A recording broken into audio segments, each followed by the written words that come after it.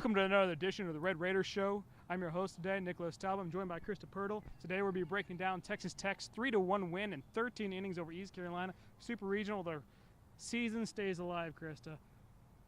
It was nuts. It's nuts. We were here. We were here for over 5 hours. The game kept on going and going. It was good baseball, though. Yes, it was a really good baseball today. 4 double plays from Texas Tech and some heroic performances. Robert Duggar and Eric Gutierrez stand out the most. Robert Duggar was the man. Let's just be real. Yeah, talk about his performance today, and you've seen him all season long. Obviously, this was his longest performance of the season. Dude comes in the bottom of the ninth. Texas Tech has just pretty much been robbed of a run. Okay, so the Red Raiders aren't too happy right now. Runners on first and second. He comes in with no outs, bottom of the ninth, retires the next 3 batters. Then through 5 innings, because he went all the way to the 13th, he held the Pirates off the board, gave up only 2 hits with 2 walks and 5 strikeouts. Dude was dealing. After the game, he said, I didn't even know what inning it was. So he was a little delirious, but dude was lights out. He threw more pitches than starter Stephen Gingrey and threw just as many innings as well. He threw 81 pitches. Gingrey threw 75 today. Gingrey also did well. It's one thing. His nickname with the guys is Cali. He's a Huntington Beach native. He kind of had the SoCal little chill to him. You know, very relaxed. He didn't get too high. He didn't get too low. But it seemed like through those first 5 innings, whenever Tech needed an out, he struck a dude out. So through 5 innings, he gave up 1 run off of 5 hits with 5 strikeouts. So the pitching staff as a whole was big time today. Yeah, we had a few plays today, Krista. They kind of seemed like they were going to change the momentum of the game. Obviously, we had a very controversial call at home plate where it seemed like Texas Tech was going to go on and win the game there. He was clearly safe on the replay. Someone pushed the Buffalo Wild Wings button and wanted this game to keep going. That's what it seemed. That's what happened. That's what it seemed like. The umpire wasn't really in good position for that. Mm-hmm. Then we had a couple great catches by East Carolina. Sheesh. Left fielder. Freshman All-American. I hate saying his first name. Dewan Williams Sutton. He's a handful of a name, and he's a handful of a player.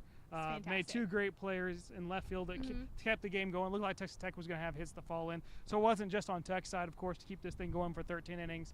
As the wind is picking up here, as you can kind of see here, it started affecting the game late on too. Texas Tech drove a couple late balls out. It looked like they were going to hit off the wall. Could be doubles or even home runs. The wind started coming in here late and really affected this game as well, Krista. It did, but overall offensively, Texas Tech allows 12 hits, and only one of them scores. So going back to what you said about the defense, that was huge. The Texas Tech pitching staff did its job and then trusted the defense behind it to get things done. Took care of the leadoff runner a handful of times. Now switching things over to offensively, Texas Tech had 7 hits today for 3 runs. 2 of those hits came in the top of the 13th. We talked a little bit about Gutierrez. He comes up. Was 0 for 16 at the time? 0 for 16. 0 for his last 16. 2 for 24 in the regional. Mm-hmm. Yeah, he'd walked a couple of bats, and he walked in the 9th inning. I lost track of the innings as well. I ran out of spaces on my scoreboard. In the 11th inning, it looked like it was going to break that streak, but and then William Sutton is the one beautiful catch. Diving catch in left field. Yeah. And that kept the streak going. But it set the scene again for Eric Gutierrez to be a hero. As he was rounding first base or coming to first base, you could see him pumping his hands in the air just like this. I think he had to realize for a second it wasn't a walk-off hit, that they still had to play the next inning and get some more runs. Yeah, but what set that 2-out rally up was with 2 outs, Tyler Floyd draws a walk. He's been one of the best Red Raiders all season at deciphering between balls and strikes, draws the walk. Then Orlando Garcia steps up, singles through the right side to put runners on the corners. Then it's Steven Smith's turn. Maybe he could do like what he did against New Mexico last week. He walks to load the bases, and then that sets up the party for Gutierrez. I've never heard the Goot chants so loud here. It was crazy. It was great. 4,817 people, I believe, at the game today. And there'll probably be just as many tomorrow. I think that's pretty much what this maxes out. It's probably closer to 5,000 here, but I don't know if they can admit to that.